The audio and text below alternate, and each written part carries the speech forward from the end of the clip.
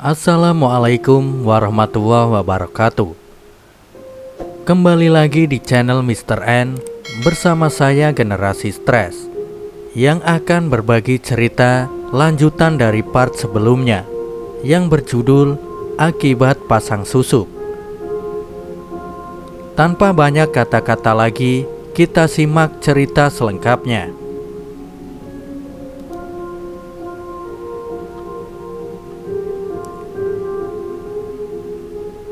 Suara parau itu menggema seisi ruangan praktek sang dukun. Kadi, ada yang berbeda dari suara Sekar. Suaranya tidak sebagus sebelumnya.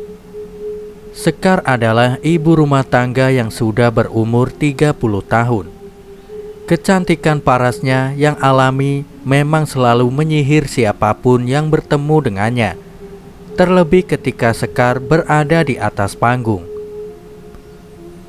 Sepeninggal Yani, tidak ada perubahan yang berarti bagi Mekar Ayu. Grup tembang itu tetap dalam performa terbaiknya. Semua itu tak lepas dari peran Sekar yang semakin menonjol. Sekar adalah seorang single parent.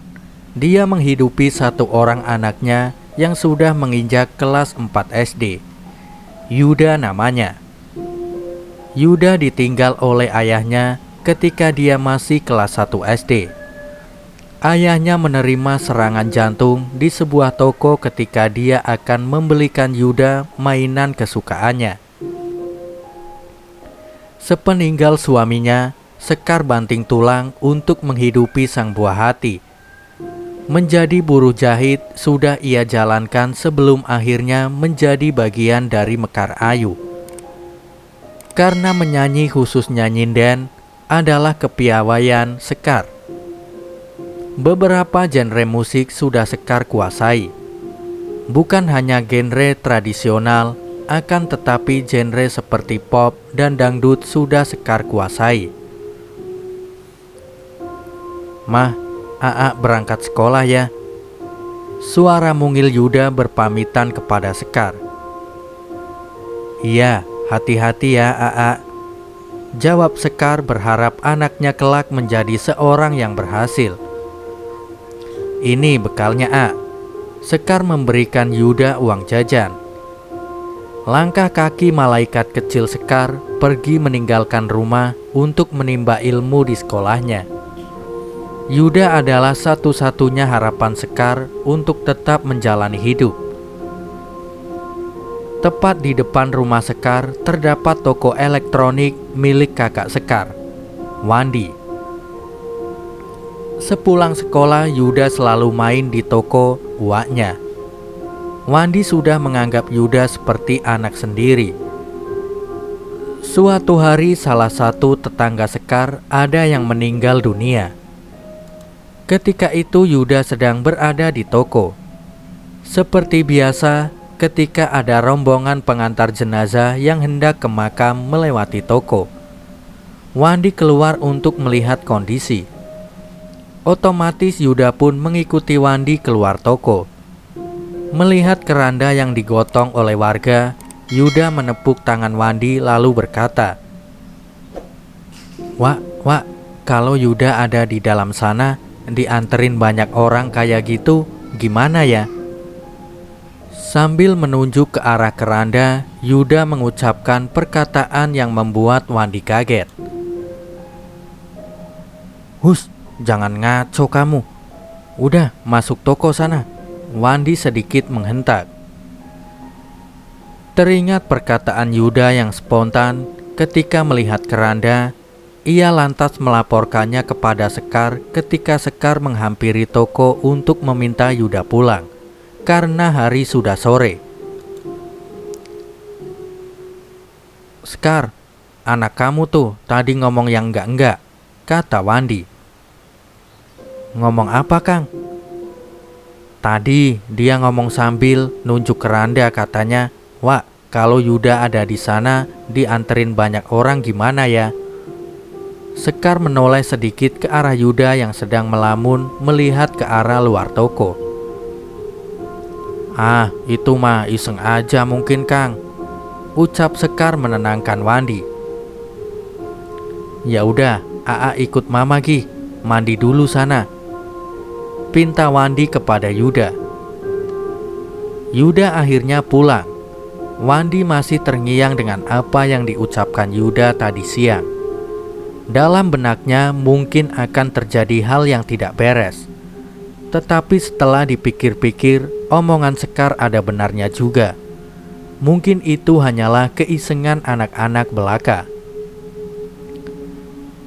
Langit sudah gelap dan malam pun semakin larut. Mendung menyelimuti udara malam itu. Hening, sunyi, sepi seakan menjadi tanda akan terjadi hal yang menyayat hati. Sekar menanyakan kepada Yuda mengapa ia bisa berkata aneh tadi siang. Tadi siang kenapa kamu ngomong kayak gitu, Nak? Yuda pengen tahu aja rasanya mah. Yuda melanjutkan ucapannya. Kalau Yuda ada di dalam keranda itu, Mama ikut nganter nggak? Sekar tersentak kaget mendengar apa yang ditanyakan Yuda. Lantas ia menghentikan pembicaraan, kemudian menyuruh anaknya itu untuk tidur. Udah, Mama nggak mau dengar lagi. Tidur sana, ucap Sekar sembari sedikit membentak Yuda. Yuda hanya menurut apa kata ibunya. Dia lantas tidur, sementara Sekar melamuni apa yang terjadi pada Yuda. Jarang-jarang dia seperti itu. Masih dalam lamunannya, tak terasa Sekar pun akhirnya tertidur. Pagi tiba. Awan mendung masih betah berada di langit ketika itu. Seakan-akan berkabung dengan keadaan. Hari itu hari Minggu. Biasanya Sekar mengajak Yuda main ke salah satu pusat perbelanjaan. Namun melihat kondisi langit yang mendung, Sekar pun mengurungkan niatnya.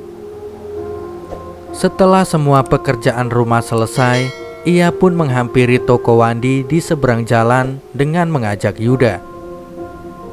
Ya, daripada bosan terus di rumah, mending nongkrong dulu aja, pikir Sekar waktu itu. Seperti biasa, Yuda langsung masuk ke dalam toko dan menghampiri etalase toko dari dalam. Sementara Sekar memilih berada di luar duduk di sebuah kursi panjang yang dikhususkan untuk pelanggan yang antre. Wandi melayani pelanggan yang membeli peralatan elektroniknya. Karena pelanggan meminta barang yang tidak ada di etalase, Wandi terpaksa harus mengambil barang itu ke belakang toko yang jaraknya agak lumayan. Ketika Wandi berada di belakang toko, entah kenapa Yuda sudah berdiri dengan obeng di tangannya. Entah iseng atau penasaran, dia menancapkan obeng itu ke lubang terminal listrik yang ada di atas etalase toko. Naas, posisi pegangannya bukan tepat pada gagang obeng, akan tetapi berada pada batang besi obeng tersebut. Yuda tersetrum. Bukannya ia lepas, pegangannya malah makin kuat seakan kaku dibuatnya. Sekar yang melihat itu terkejut lalu berusaha menyelamatkan Yuda. Salahnya Sekar malah memegang tangan Yuda secara langsung. Alhasil Sekar malah ikut tersetrum. Keduanya lantas pingsan tak sadarkan diri. Kejadian itu berlangsung begitu cepat. Pelanggan toko yang sedari tadi hanya bisa diam terpaku melihat kejadian itu berteriak meminta pertolongan. Wandi pun bergegas ke depan toko untuk melihat apa yang terjadi. Melihat keponakan dan adiknya terkapar, ia lantas mengantar keduanya ke rumah sakit. Masih ada nafas dari keduanya, meskipun lemah, Wandi cemas. Perasaannya campur aduk. Ia kembali terngiang perkataan Yuda. Kalau Yuda ada di dalam sana, gimana ya? Tak terasa air matanya berlinang. Ia tidak mau keponakan yang sudah ia anggap sebagai anaknya sendiri itu meninggal mengenaskan. Sesampainya di rumah sakit, Yuda dan Sekar bergegas dibawa ke UGD untuk ditindak lebih lanjut. Wandi hanya berharap nyawa mereka berdua terselamatkan. Tut, tut, tut, tut, tut. Suara monitor menunjukkan detak jantung Yuda yang semakin melemah. Yuda koma. Kabel sudah dipasangi di berbagai bagian tubuhnya. 70% tubuhnya mengalami luka bakar. Di ruangan lain, Sekar masih dalam keadaan tak sadarkan diri. Dia hanya menerima sedikit luka bakar di tangannya. Dia hanya pingsan biasa dan ritme napasnya normal. Keadaan itu membawa Sekar seperti ke alam mimpi. Dia berada di area yang luas dan di depannya terdapat danau yang indah. Sekar memicingkan matanya melihat ke arah danau itu. Di sana terdapat perahu dan seperti ada sosok yang ia kenali. Yuda. Iya betul, itu adalah Yuda. Dia sedang duduk di pinggiran danau, tak jauh dari perahu itu sambil melingkarkan tangannya di kedua lututnya. Sekar menghampiri Yuda dengan sedikit berlari. Yuda, kamu baik-baik aja? Alhamdulillah, ucap Sekar mengekspresikan rasa syukurnya. Lantas dia memeluk Yuda dengan erat. Yuda tak berkata apa-apa. Ia hanya tersenyum menandakan kebahagiaan bisa melihat ibunya. Maafin Yuda ya Ma, Yuda suka bikin Mama kesel, ucap Yuda dalam senyumannya. Mendengar perkataan itu, air mata haru Sekar tak bisa terbendung. Iya, udah Mama maafin, dan selalu Mama maafin, ucap Sekar dalam tangisannya. Mama jangan nangis, nanti kalau nangis cantiknya hilang dong. Yuda berkata begitu sambil melepaskan pelukan Sekar. Rayuan Yuda membuat Sekar seketika tersenyum dalam tangisannya. Yuda mau naik perahu dulu ya Ma. Yuda mau nyusul ayah. Ayah udah nungguin Yuda di seberang danau ini, lanjut Yuda. Mama gak boleh ikut. Mama di sini dulu aja, biar Yuda aja dulu yang kesana nemuin ayah. Yuda pun melangkah menuju perahu itu. Langkah Yuda terhenti dan ia menoleh ke arah Sekar seakan ada yang terlupa. Oh iya Mah, lupa. Tadi ayah titip salam buat Mama. Katanya ayah sayang banget sama Mama. Yuda juga sayang sama Mama. Yuda melanjutkan langkahnya untuk sampai ke perahu itu dan menaikinya. Yuda, Yuda, jangan pergi Yuda, teriak Sekar yang ingin mengadang Yuda. Yuda kembali menoleh kepada Sekar hanya dengan senyuman manis dan lambaian tangannya menandakan perpisahan. Sekar berlari ke arah danau untuk meraih perahu itu. Tapi perahu itu semakin menjauh dan Sekar pun tidak dapat menjangkaunya lagi karena air yang semakin dalam. Sekar menangis sejadi-jadinya. Ia meneriaki nama Yuda sehingga membangunkannya dari keadaan tak sadar di ruangan rumah sakit. Napasnya terengah-engah. Keringat dingin muncul dari dahinya. Sekar lantas teringat dengan Yuda. Kebetulan Wandi, kakaknya, ada di sampingnya dan tanpa menunggu lama, Sekar langsung menanyakan keadaan Yuda. Belum selesai Sekar mengucapkan kata tanya, pintu ruangan rawat dibuka oleh tim dokter yang menangani Yuda. Pak Wandi, ucap salah satu dokter yang memberi isyarat kepada Wandi untuk menghampirinya. Wandi menoleh kepada Sekar. Bentar ya. Wandi menghampiri tim dokter yang berkunjung ke kamar tempat Sekar dirawat. Maaf Pak, pasien atas nama Yuda tidak bisa diselamatkan. Dia sudah meninggal dunia. Jenazah akan kami bawa ke kamar jenazah untuk ditindaklanjuti. Terang salah satu dokter yang membuat Wandi terkejut. Keterkejutan dan rasa sedih yang ia dapatkan. Sedikit ia tahan karena melihat Sekar yang baru saja siuman. Iya dok, makasih ya dok. Nanti semua administrasi sampai kepulangan jenazah ke rumah saya yang urus, bisik Wandi. Tim dokter meninggalkan Wandi dan Sekar di ruang rawat. Wandi tertunduk lesu duduk di kursi yang ada di ruangan itu. Perasaan campur aduk itu berusaha ia tahan, namun tak bisa. Seketika Wandi terngiang kata-kata Yuda ketika melihat keranda. Benar itu adalah firasat dari Yuda kalau dia akan meninggalkannya untuk selama-lamanya. Tangisannya tak terbendung.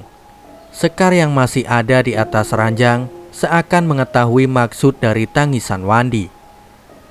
Sekar mengetahui itu dari firasat yang ia dapat dari mimpinya ketika berada dalam keadaan tak sadarkan diri. Yuda meninggal, Kang? Tanya Sekar dengan namanya yang semakin memburu. Sekar teriak histeris hingga tak bisa mengontrol dirinya sendiri. Ia menarik selang infusan sampai tercabut lalu berlari ke arah luar ruangan. Wandi yang berada di dekat pintu keluar menahan Sekar untuk menyabarkannya. Sekar meronta tak karuan.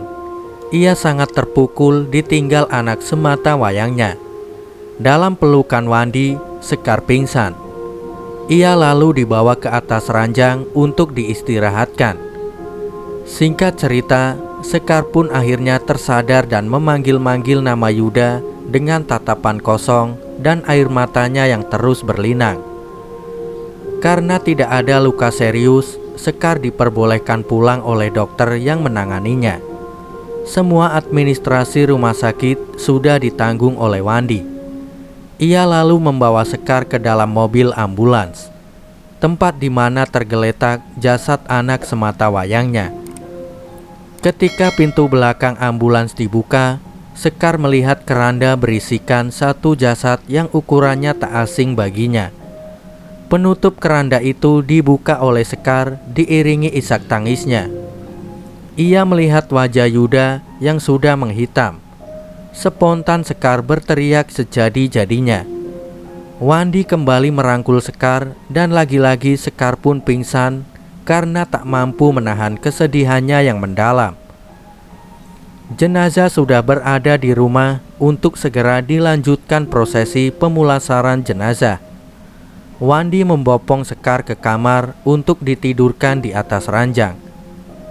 Tetangga yang ada di sekitar rumah ramai berdatangan untuk melayat dan membantu prosesi pemulasaran jenazah Yuda.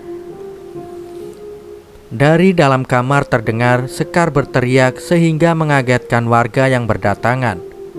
Teriakannya memekik seluruh ruangan. Sebagai kakak, Wandi terus menenangkan adiknya itu supaya tidak terus berlarut dalam kesedihan. Syukur alhamdulillah, akhirnya Sekar bisa ditenangkan dan sudah bisa sedikit menerima meskipun tangis masih menghiasi wajahnya. Mengetahui jenazah anaknya akan segera dimakamkan, Sekar beranjak menghampiri lemari untuk mengambil kain tudung hitam miliknya, lalu keluar dari kamarnya. Wandi tak bisa menahan. Mungkin itu cara Sekar untuk terakhir kali mengucapkan kata perpisahan pada anaknya. Tenggorokannya terasa sakit. Suara yang dikeluarkannya pun menjadi penuh serak, efek dari teriakan-teriakan histerisnya meratapi Yuda. Aku ikut ke makam, Kang, ucap Sekar kepada Wandi. Wandi hanya terdiam seakan memberi tanda iya kepada Sekar untuk ikut ke pemakaman. Sekar, Wandi bersama warga lainnya berarak pergi ke pemakaman mengantar jenazah Yuda. Ketika melihat prosesi pemakaman Yuda, Sekar terduduk lemas, tak kuat melihat tubuh anaknya dimasukkan liang lahat. Tenang di sana ya, Aa. salam ke ayah di sana. Mama selalu sayang kalian." Suara Parau itu bergetar keluar dari mulut Sekar. Air matanya mengucur deras. Tangisannya tak terbendung lagi.